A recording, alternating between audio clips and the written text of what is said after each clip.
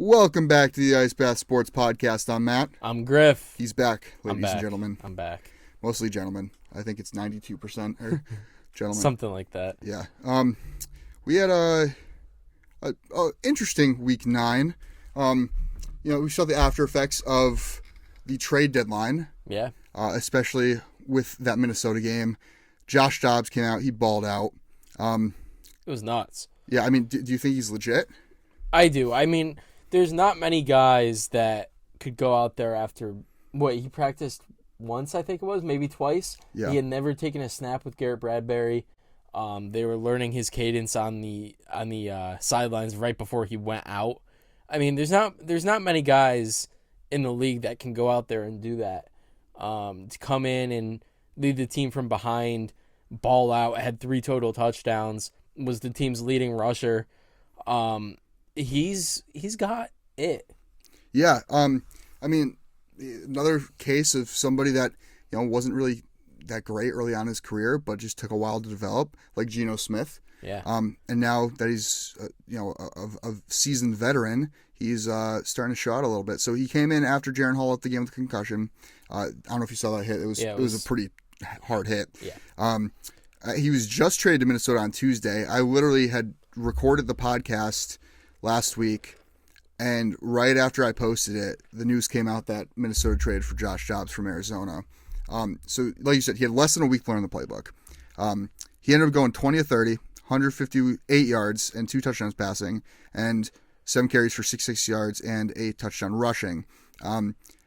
His career journey's been interesting, though. Yeah. He spent a couple years with Pitt, spent 2022 with Tennessee, signed with Cleveland before the 2023 offseason, or during the 2023 offseason, then was traded from Cleveland to Arizona prior to week 1, started 8 games for Arizona before being traded to Minnesota at the trade deadline, where he stepped in and got Minnesota the W.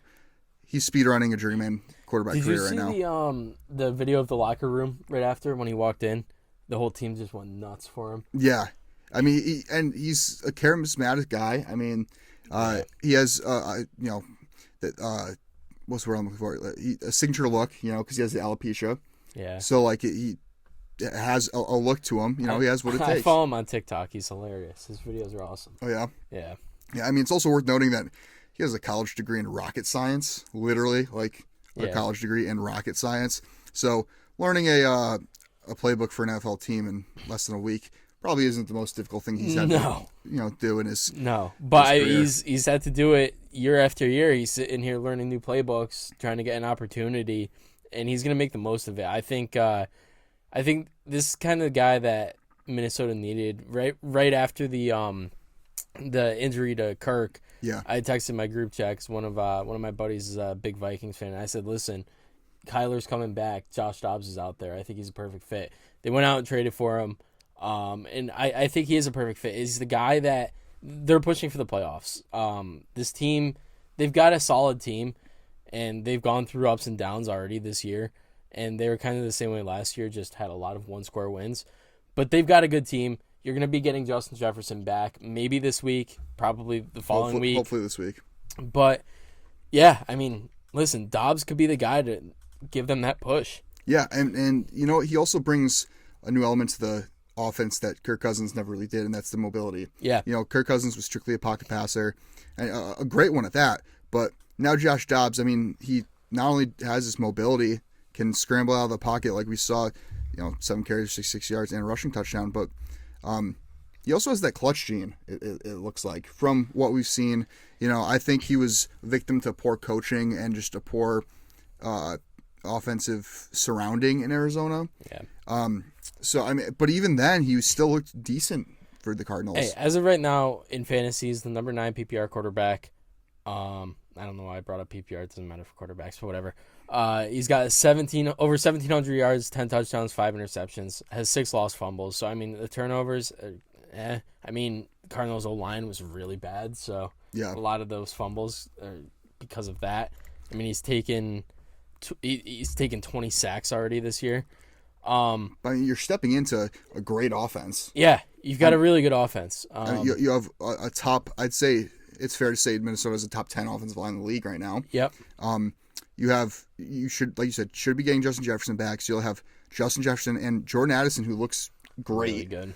And TJ Hawkinson, who is a top 5 tight end in the league. I mean, running back is a little weak. Especially the injury to Cam Akers. Yeah, especially with Cam Akers That's tough, being out for the year. Another torn Achilles for him. Yeah, I mean, he's likely done. But, I mean, Madison has started to show some flashes. He took a little while to get going, but, I mean, he hasn't been horrendous by any means. The only area where he's horrendous is on the goal line. Yeah. I mean, and then again, it stinks that the trade deadline's over because, at this point, they probably could have benefited from going out and getting somebody, like bring Dalvin Cook back. There was a guy, I know. There was a guy sitting out there. They had a perfect goal line guy. He was snagged up by the Bills. Yeah, Fournette. Yep. But yeah, I mean, listen, Josh Dobbs, to answer your question, is he actually legit? I'm going to go with yes. Yeah, I think he's a legitimate NFL starting quarterback. I don't think he's going to be a top-tier starting quarterback, but I think he's a guy that could plug and play. I think he's a guy that's going to come in. He wants to win, it's clear, and he's going to do everything he can to win games for this Vikings team, and who knows? Yeah, I'm not trying to jump the gun here, but say he does come in and he does, get Minnesota a playoff berth and helps them deliver that, and say he even wins a playoff game with them. Now you have Kirk Cousins a free agent after this year, Josh Dobbs a free agent after this year, but they're probably going to perform too well to be in that top range of picks to draft a quarterback 100%. In 2024. So maybe you take a risk on somebody that's more of a developmental guy, like a Shedeur Sanders, and maybe you bring back Josh Dobbs after the season if you saw success with him in that system, and move on from Kirk Cousins. I mean, Kirk Cousins is 35, 36? He's getting up there in age. Josh Dobbs is somebody that he can be a bridge quarterback. We've shown that he can be efficient. He, like you said, he looks legit, and he can be a good mentor for one of these young guys coming in. So I think Minnesota's in a really good situation with their quarterbacks right now, despite the injury to Kirk Cousins. Yeah, no, I completely agree. All right, moving on. We'll stay in that same division. We got Green Bay dominated the Rams, the Matt Stafford-less Rams, but still dominated them. Green Bay got their 3rd win of the season. Jordan Love looked improved. Still has no protection or offensive weapons outside of Aaron Jones, really. Yeah. For the Rams, though, I did make a mistake last week. I said John Wolford was their quarterback. He's not. It was Brett Rippon. I got those mixed up in my head. I know Wolford used to be with the Rams. Yeah. But, I mean, like you said, Jordan Love, he has had, no time to throw.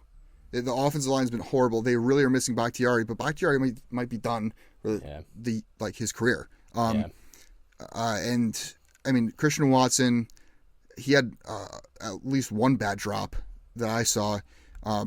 Watching Red Zone, it's hard to... That's still his issue, though. The drops are going to be there for him. I mean, and Romeo Dobbs he's decent, but he's a wide receiver 3. No, and they needed Watson and Dobbs to take big strides this year, and you haven't seen that from either of them. Right, but it's also hard when Jordan Love is at his own struggles as well. Yeah. With his passing accuracy. His is the turnovers. He's thrown 8 picks already, and he's got to limit that if they want to be successful. But, I mean, I don't know if you watch Kurt Benkert break down some of the quarterback's films. But I actually don't. I like him, though. He breaks down Jordan Love a lot. And he was his teammate for a while. Yeah, and he's had nothing but praise the last couple of weeks for Jordan Love.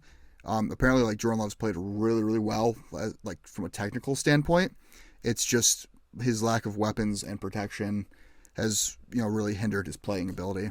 But that's another guy. Kurt Benkert's actually a genius. Yeah. You ever listening to him talk? He knows the game. He loves the quarterback position. Mm-hmm.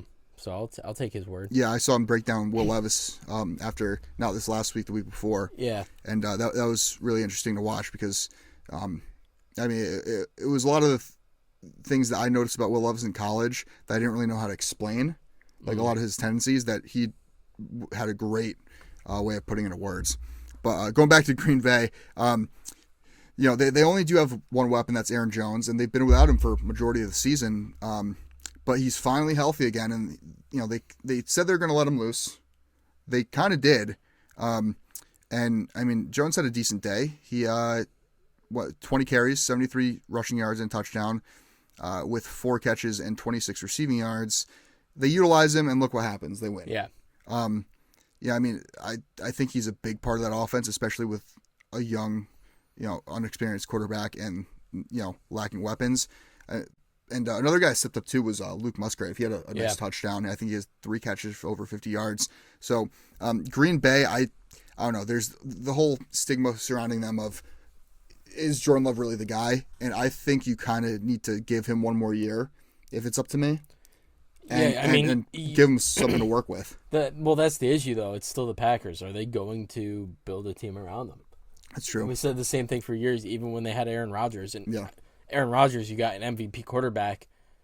You can't expect that out of Jordan Love to go out there with nothing around him to perform. Right. You could expect that out of a guy like Aaron Rodgers. Yeah. Sure, it's unfair because he's been there his entire career. Just build a team around him. Mm-hmm. But you can't expect that with Jordan Love.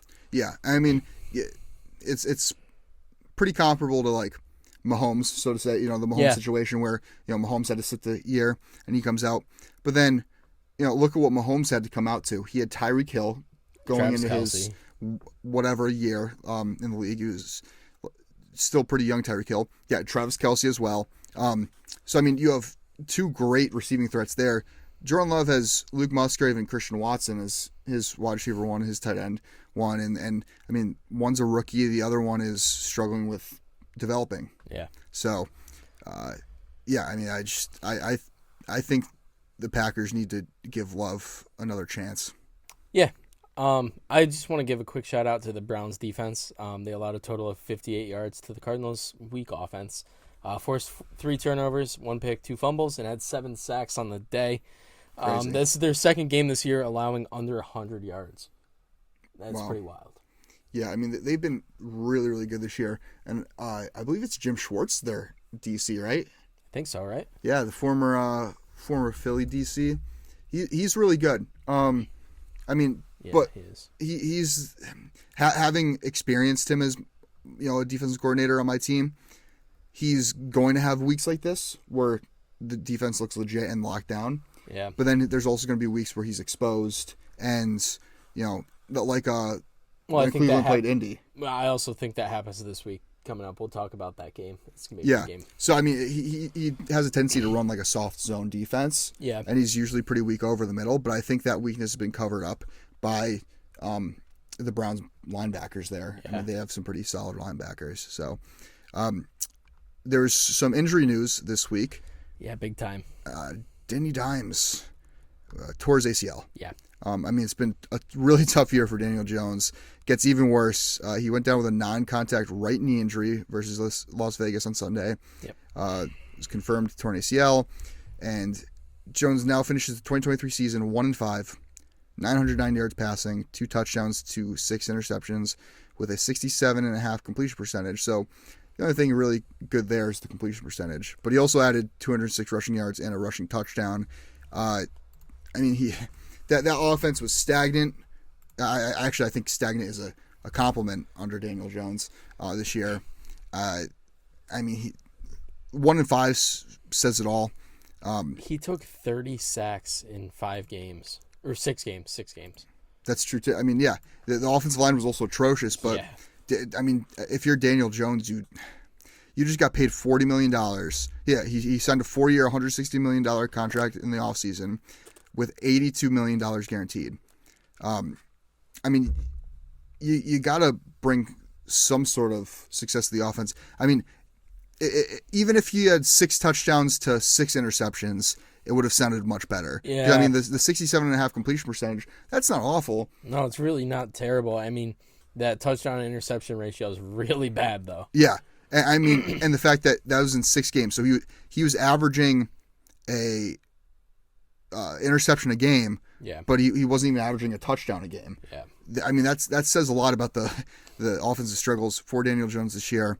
But I mean, I wouldn't be surprised to see the Giants try to get out of this $40 million a year contract and to target a quarterback in 2024's quarterback-heavy draft class. I mean, they're kind of screwed. It's not like somebody's going to trade for Daniel Jones now. No, I mean, you almost have to,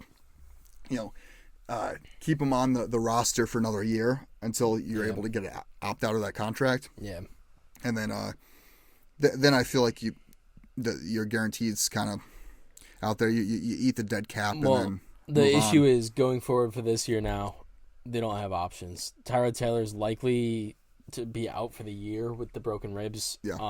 Tommy DeVito's the next man up, and he's looked really, really bad. Yeah, I mean, he was a UDFA, right? Yeah. I mean, you can't expect a UDFA to come out looking like Tony Romo every time. Their backup is Matt Barkley.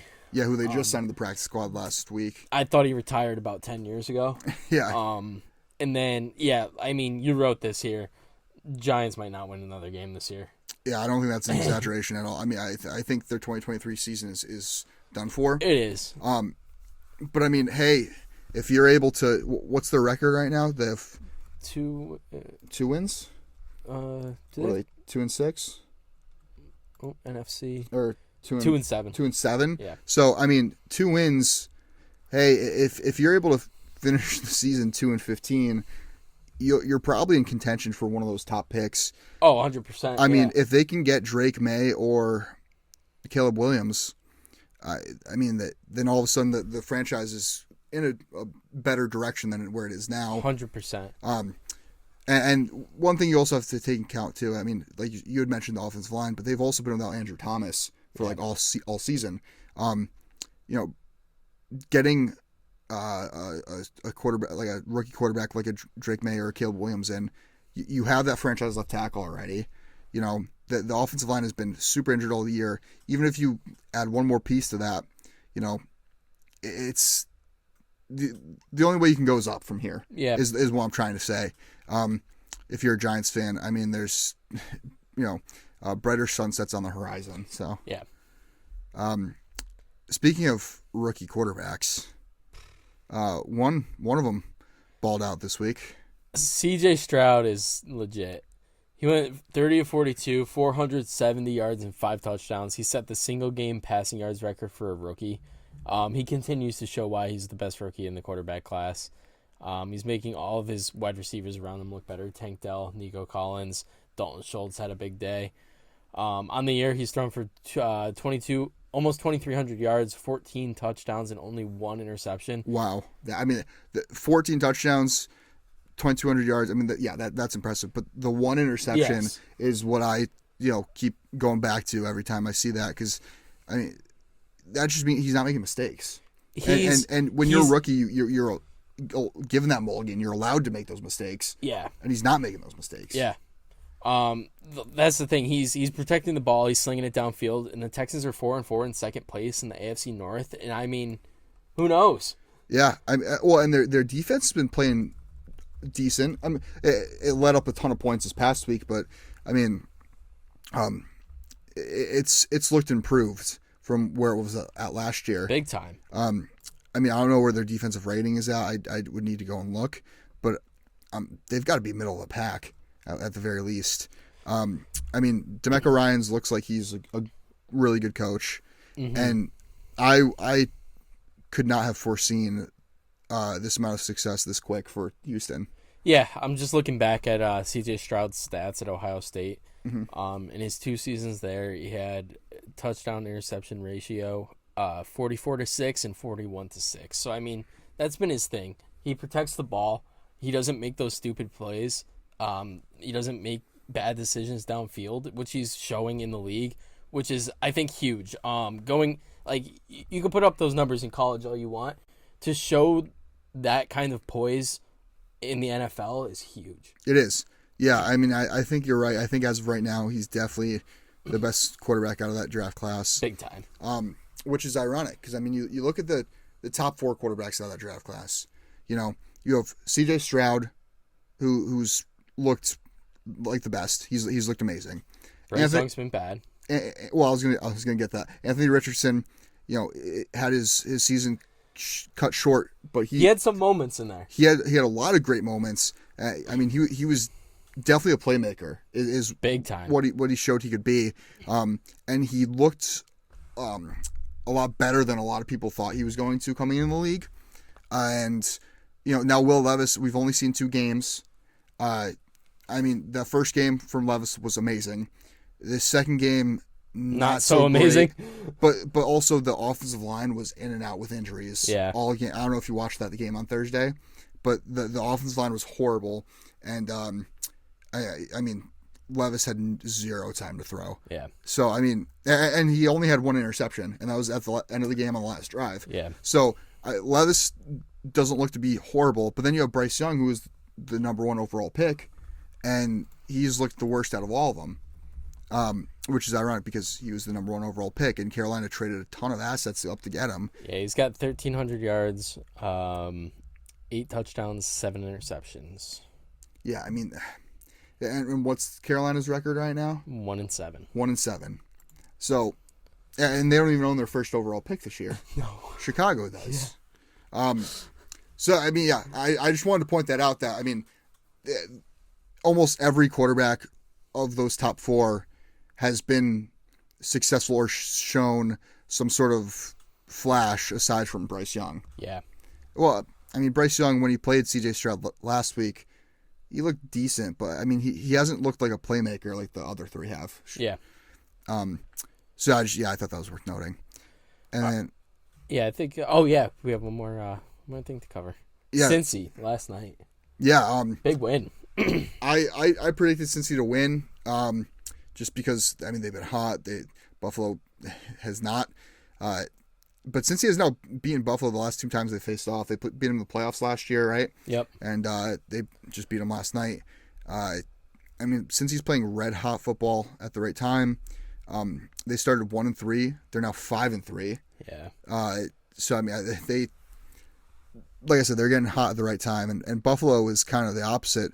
Yeah, I mean, they've struggled the last several weeks, and that's shown in their 5-4 record. Yeah.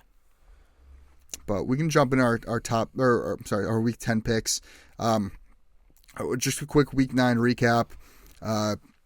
It was just me last week, so I went 9-4 before Monday Night Football. We're recording this on Monday, so we don't know the result of that Jets game yet. But that brings me to 84-50 on the year, which is a 62.68%. I am 74-47, which is a 61.15%. So I'm up. Listen, these are some good numbers, though. 1.5%. Yeah, they're not bad. Start out. So we got Carolina at Chicago on Thursday Night Football. Yeah. I just hope both teams have fun. I really don't know how to make a pick for this game. Yeah, I'm gonna go Chicago. Let's go with Chicago. Don't want to talk about this game for too long because it's gonna be something. Yeah, I'm also going Chicago. I mean, Justin Fields might be back. Even if he's not, I still think Chicago wins. Their defense. I mean, I didn't address this last week, but Montez Sweat got traded to Chicago from Washington. And they signed him right away to a big contract. It was like 4 years, $90 million or something. Yeah, before even playing a snap for them. Right. So I mean, that shows how confident they are in him as an edge rusher. But Chicago's defense isn't the worst. They might be getting Fields back. I already talked about how Bryce Young has been playing very poor this year. I like Chicago at home on Thursday night. Yeah, I like it. Next game, kicking off Sunday, we got a Germany game again. We got Indy at New England, the Patriots. I'm going to go with Indy here. Yeah, I'm also taking Indianapolis. I mean, Gardner Minshew's been doing good enough to keep Indy in games. Taylor's looking really good. Taylor's looking good. It still pisses me off that Zach Moss is eating into his carries. I'm with you. But I think Indy's been playing pretty solid football too. What's their record right now? Give me 1 second. I mean, Indy's, what are they, like?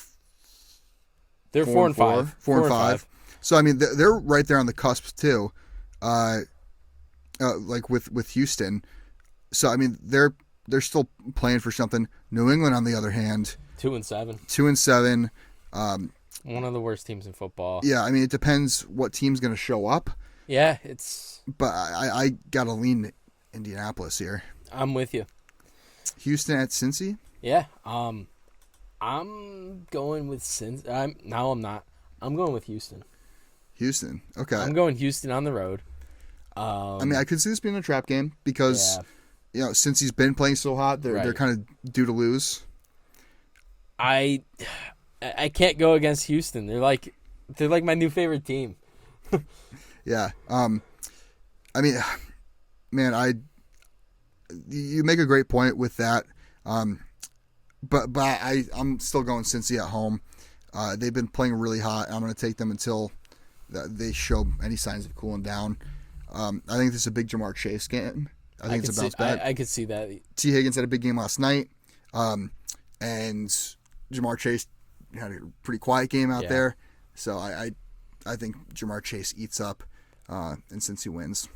I like it. New Orleans at Minnesota. I'm going to go with Minnesota here. Josh Dobbs coming in. He's got the week to prepare now, and I just can't bet against him. Yeah, I'm also going Minnesota. I think Josh Dobbs is going to bring, like I said, a whole new element to this offense. Yeah. And New Orleans has been so up and down. Another team you don't know what you're going to get week in and week out.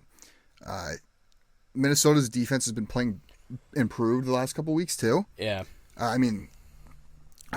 Brian Flores is their DC, I believe. And yeah, he is. He's been blitzing like crazy.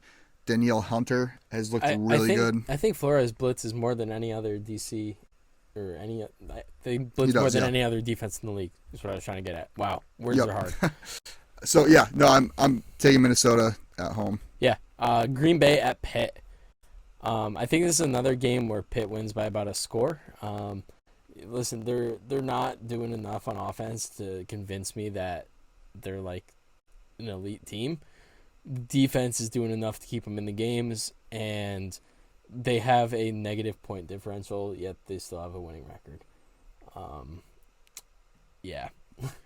Yeah, I mean, Green Bay's, despite this win this last week, they did play the Rams without Matthew Stafford. Right. I think if Stafford had played, the game's going in a whole different direction. I completely agree. Green Bay's not been playing good football. No, Pitt hasn't really been either, but I think Pitt's defense is just going to keep winning them games. Yeah. Despite any offensive struggles, I got to lean Pitt at home. Yeah, Pitt and their negative 30-point differential and 5-3 record. Yeah. Very nice. I mean, but it's Mike Tomlin. Mike Tomlin's always going to be right there on the cusp of the playoffs. Listen, get rid of Matt Canada and this team's elite. Maybe. I mean, I don't know. Kenny Pickett hasn't really done anything to impress me, though. I don't think he has any room for development with Matt Canada as the offensive coordinator.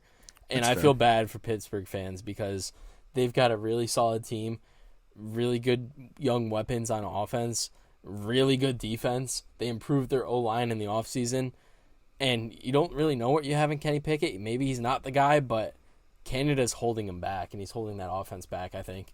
Yeah, I mean, TJ Watt again on a tear. He has 9.5 sacks this year. He's just unbelievable. Yeah, give me Pitt. Next, we have Tennessee at Tampa Bay. Yeah, I'm going to go with Tennessee on the road here. I think Will Levis has a bounce-back game after a loss.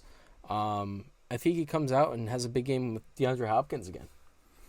Yeah, I could definitely see that. Tampa Bay's defense been letting up a lot of points. Yeah. Baker Mayfield has started to come back down to earth, and you disagree? Yeah, Baker's really not that bad. He was 21 of 30, 265, 2 touchdowns, no interceptions. Yeah, but he's not playing as electric as he was at the start of the season. On the year, he's got almost 1,900 yards, 12 touchdowns, 4 picks. He's protecting the ball. He's really not the reason. I think their defense has been letting them down a ton. I mean, I don't know. I guess the little I've saw of the Tampa Bay game, it seemed like. I'm still a Baker truther at heart. I don't know why. It's just something about me. I just want him to be successful, and maybe I'm just clinging on to that. But I like Baker, and I don't really think he's the main issue there. I think they have they don't have a ton of talent. No, I mean, it's almost like they're patched together, that Tampa Bay team. Yeah. They have a lot of holes with a lot of Band-Aids. Well, they had Brady holding them together. Right. Right. So, no, I mean, you're right. Baker isn't the problem, but I still don't think he's been playing as electrifying as he was to start the season. That's fair. But I am a Will Levis truther. Yeah. I think Will Levis. I am too.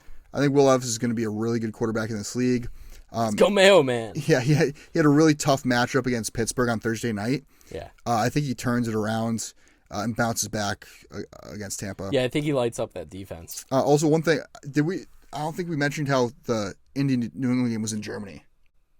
Yeah, I said another Germany game. Did we? I Okay, think, all right. Yeah, maybe I didn't. I don't know. But yeah, That one is in Germany. It's worth noting. Yeah, I don't like all these international games. Maybe I'm just like a boomer, but like No, I mean I don't hate them because I mean nothing better than waking up, making breakfast, and watching football. I mean that's fair, but I don't know. I mean I think sprinkled throughout the season is okay. I wouldn't want it every week. I think it hurts like the level of football that we get though. It seems like every time we get an overseas game, it starts off very slow. All the offenses are very sluggish. Well, yeah, I mean, you had Miami versus Kansas City that was very sluggish. But also, I think it's worth noting that Kansas City's been having their defense has been playing really well this season. That is true. I mean, KC has a top 10 defense in the league. Yeah. So I don't know. I mean, I think there's some partial truth to that. I think whether it's jet lag or just a different environment or whatever. Yeah. It definitely is affecting the offensive side of the ball. Yeah. But I think we've still had some good games come out of it. No, they're always pretty good games, but I don't know. I just don't really like them. Yeah, like I said, I wouldn't want them every weekend. Yeah, I agree. I think we've had too many this year. I think that's the issue for me. Yeah, probably. What, the 2 London games, the 2 Germany games? I thought there was 3 London games. Or was it? Yeah, it was 3 straight London games, and then there was the Mexico game. 2 of them for Jacksonville. Yeah. The Mexico game. Which that's not overseas, but still the same concept of playing in a different environment. I don't know. Moving on, San Fran at Jacksonville. Yeah, it's going to be an interesting one. I'm going to go with San Fran. I think they bounce back after their bye. They're getting Debo back. I think that's a big piece of their offense. Yep. And yeah, I just got to go San Fran. I think this has got to be their get right game. I'm leaning Jacksonville. San Fran. They've looked bad. They've looked really bad. You can't really put it any other way. They've looked really bad. I think a lot of that is because of the offensive line and not having Trent Williams. But I also think Jacksonville's been playing really well. I think this is going to be a really good game. I agree. And whenever it's a close matchup for me personally, I always try to look at the quarterback matchups. Yeah. And I just think Trevor Lawrence is by far a better quarterback than Brock Purdy. I think Brock Purdy's in the better system. Yeah. But I think Trevor Lawrence is more talented. And I just think Jacksonville edges this out by like a field goal. I can see it. I like Jacksonville at home. Well, that's the other thing too. Despite the bye, San Fran's also traveling East Coast. Yeah. So I think that may also have a heavy effect on that. Next up, we have Cleveland at Baltimore. 2 really good defenses. And Baltimore's been playing lights out. Yeah, I got to go Baltimore here. What are they? The 7-2? Yeah. I think they put up a big number on a good defense. I mean, these two teams always play each other really well and really hard. Deshaun Watson's back, so I mean, Cleveland's definitely going to play Baltimore hard with Watson back. But Baltimore's been playing really, really good football. I got to go Baltimore. Again, this is another team I got to keep going with. The team that's hot until they're not. Yeah. Atlanta at Arizona. This is another one. I hope both teams have fun. I got to go Atlanta here. Cardinals. The thing is, Kyler's going to be playing, and you don't know what you're going to get out of him because we haven't seen him in so long.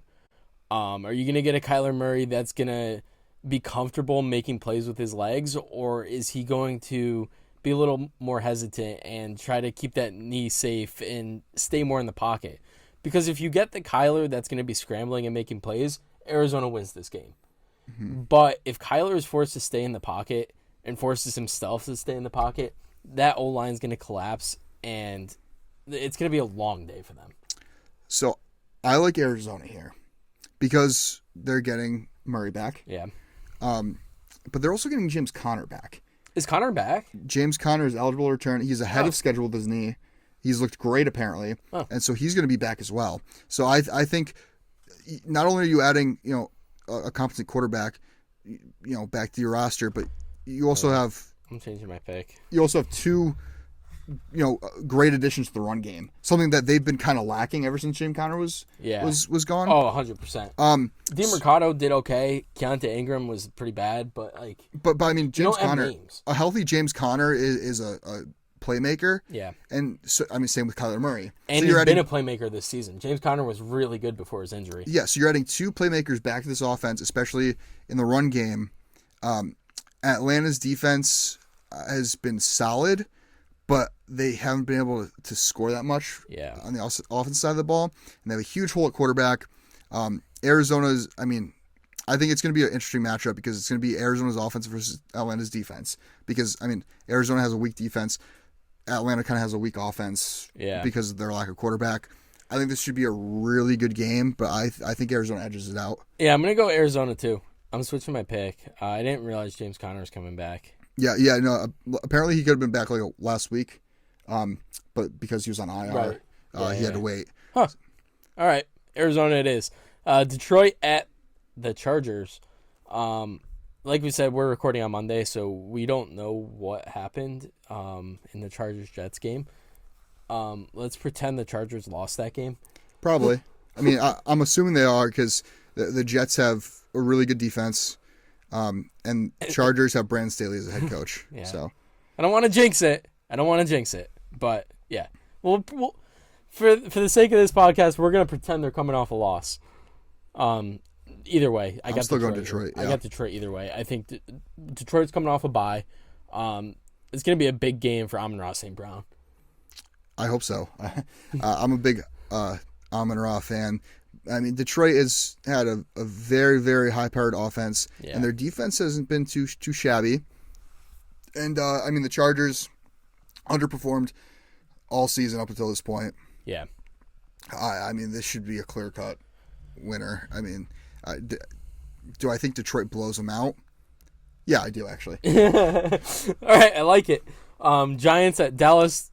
Speaking of blowouts, Dallas is going to do nasty things to the Giants that shouldn't be on TV. Yeah. Dallas is going to be taking out all of their frustrations from their loss to Philly on the Giants this week. Dak might throw for 600. Yeah, I mean, I don't think this is fair to even be televising this game. Yeah. Sorry, Giants fans. That one's going to be ugly. I mean, it's going to be a repeat of week 1 times 2. Yeah. Was it week 1? It was week 1, right? That they played? Yeah. I mean, what was it, 40-0? Yeah. So yeah, no, I don't think New York really shows up to this. Yeah. Dallas has a really, really good defense. Yep. Giants have no offense. Yeah, outside of Barkley, and all you got to do for Dallas now is you just stack the box. Tommy DeVito's not going to make throws. I'm sorry. Yeah, and it's not even a knock on him being bad. It's just, actually it is. Moving on, Washington at Seattle. I got to go Seattle here. Washington's coming off a good win against New England, a team they should beat. They took care of business. But going into Seattle is just so tough, and we've talked about it for the last 2 years. Going to Seattle is just a completely different environment, and it's so hard to beat the Seahawks there. Yeah, I mean, the 12th man is real. I mean, you're entirely right. Seattle at home, hard to beat. And Washington, I mean, I'm actually surprised they beat New England because they traded away their 2 best defensive players before the game. Yeah. So, I mean, Washington has, like, no pass rush. You got Jonathan Allen who up the middle, and that's it. I mean, Geno Smith's going to have all day to throw. Yeah. I think he picks apart Washington here. I can see it, too. Yeah, I mean, I really like Seattle at home. The Sunday Night Football, we got the Jets at the Raiders. I'm going to go with the Jets here. I think the defense wins us that game. It's going to be a defensive battle. It's going to be a low-scoring game. I don't think Vegas' offense is good enough to put up the points against us. Well, I mean, now you're rocking with Aiden O'Connell. Yeah. And so you have a rookie, 5th-round quarterback? Yeah. Or 6th round, something like that, playing out against a top, I'd say, 5 defense in the league? Probably a top 5 defense. I think that's pretty safe to say. Bias aside, they're a good defense. I think the Jets defense is again, this is one of the teams that their defense is going to win them games, kind of like Pittsburgh. Yep. I don't think the offensive product is going to matter as long as you can limit the turnovers. Yeah. I think the Jets win this outright. Then we got Monday Night Football. We got Denver at Buffalo. This has got to be a bounce back game for Buffalo. Yeah, I mean they've been very inconsistent, and they've got a pretty bad. You know what, Denver? They've just been so up and down. It's so weird. One week they'll look really good and have a lot of flashes, and then the next week they look like the worst team in football. So you don't know what Denver you're going to get, but I think this is a game where Buffalo wins it regardless. This has to be a statement game for Buffalo. Big time. And if in any realm of possibility there's a Buffalo loss, there's going to be riots. I mean, Buffalo is too good of a team to be 5-5. Yeah. I know they've had injuries in their secondary, but again, next man up, right? Like that's what it's football. You need, it's a team sport. You know, one player shouldn't really be able to hinder you that much, especially on defense. I mean, Buffalo needs to come out and they need to win this game by 20 plus. Yeah, I agree. Teams on buys this week are Kansas City, LA, the Rams, the Dolphins, and my Philadelphia Eagles, who just shout out Eagles. They are 8-1 and have the best record in the league. Very nice. I'm happy for you. I appreciate it. Who's your loss to? Oh man, I don't remember actually. You can enlighten me after the podcast. Okay. All right. Time for a waiver wire watch before we wrap it up. Not a ton of names on here. I mean, this far into the season, I mean, almost anybody that's of significant value, that's not like a cuff, has been picked up. I mean, unless there's a major injury, right? Which there really hasn't been. Yeah. No, I agree. First one we got Josh Dobbs, only owned in 20% of leagues. We talked about, or I touched on it already. He is quarterback 9 so far this year. He's going to be getting the start, probably going forward for the rest of the year, in a good offense that's probably getting Justin Jefferson back this week. Mm-hmm. You can't not pick him up. If he's out there and you need a quarterback, grab him. Yeah, I mean, especially with buys coming up this week, you're without Patrick Mahomes, Tua Tagovailoa, and Jalen Hurts. Yeah, are the notable quarterbacks on buys this week. And Stafford, if you had him. Yeah, so I mean, there's very real possibility you need a quarterback. Yeah. And Dobbs is one of those guys, like you said, owned 20% of sleeper leagues. We should probably mention the other quarterback too on this list, which is Kyler Murray. He's back. Yeah. He's only owned in 60% of sleeper leagues. Only he is owned in a lot of sleeper leagues. Yeah, he's available in 40% of leagues. So I mean, if he's out there, I think it's worth a shot. I mean, he's making his season's debut for struggling Cardinals team, but I mean, this also increases the value of guys like Hollywood Brown and Trey McBride. Yeah, but I mean, big time. I think Kyler Murray's mobility and his scramble ability alone, I mean, makes him in that quarterback one conversation easily. Yeah, I mean, and if he hasn't been stashed yet, I'd definitely go and try to make a claim for him. Yeah, another guy, if he hasn't been already added, Jahan Dotson. He's rostered in 68% of leagues, so he may not be out there. But he's put up back-to-back weeks of top 10 fantasy receiver. And he also has over 8 targets in his last 3 games. Yeah. Which, and for a team that's been passing the ball like crazy they in Washington, aired out a ton. Sam Howell has been putting up, pretty decent stats too. Yeah. I mean, he's got the arm. Yeah. He's got the arm to stretch it downfield. It's crazy because Washington may have their franchise in Sam Howell. They really might. The way that he's been playing. Yeah. Yeah. And then our last guy on the waiver wire watch, we got Cade Otton. Coming off a game, he had 6 catches, 70 yards, and 2 tutties. Yeah, I mean, he's had at least 6 targets each of the last 3 weeks. He's not getting a ton of big plays, but I mean, get down in the red zone. He's going to be the guy. He's 6'5", 247. He's a big boy. Get him the ball in the red zone. I mean, I know you have Mike Evans, so it's kind of tough to say that. But Evans, the last couple of weeks, people have been double covering him, and he's been getting the star treatment. So yeah, I think Cade Otton is that next guy in the red zone.